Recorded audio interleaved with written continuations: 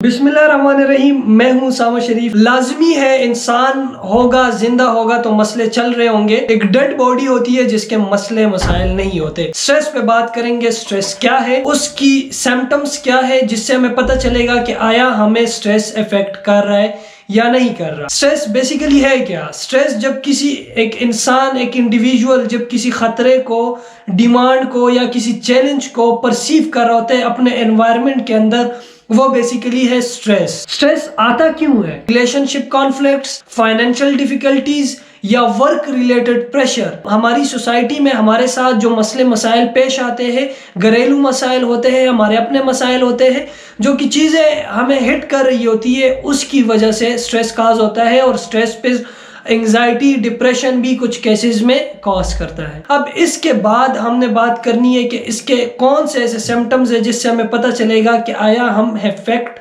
हो रहे स्ट्रेस से या नहीं।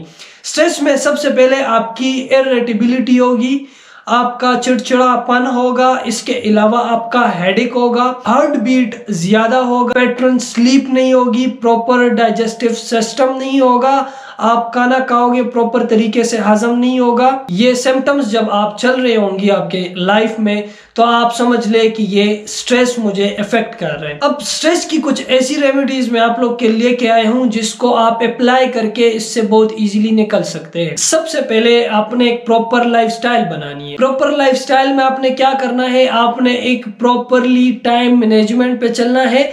और उस टाइम मैनेजमेंट में आपने क्या करना है, आपने प्रॉपर स्लीप लेनी है।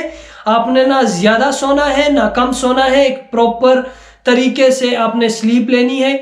इसके अलावा आपने प्रॉपर डाइट करना है, ना ज्यादा खाओगे ना कम खाओगे। आपने एक्सरसाइज को लाजमी अहमियत देनी है, एक्सरसाइज करनी है। एक्सरसाइज को हम बहुत नॉर्मल लेते हैं, बहुत इजी लेते हैं, लेकिन इसका हमारे ऊपर बहुत हद तक इफेक्ट होता है। रनिंग कर लो, आप वॉक कर लो, आप पुल अप्स कर लो, आप चिन अप्स कर लो, कोई भी एक्सरसाइज लेके आप कर सकते हो और इस स्ट्रेस से आप इजीली निकल सकते हो।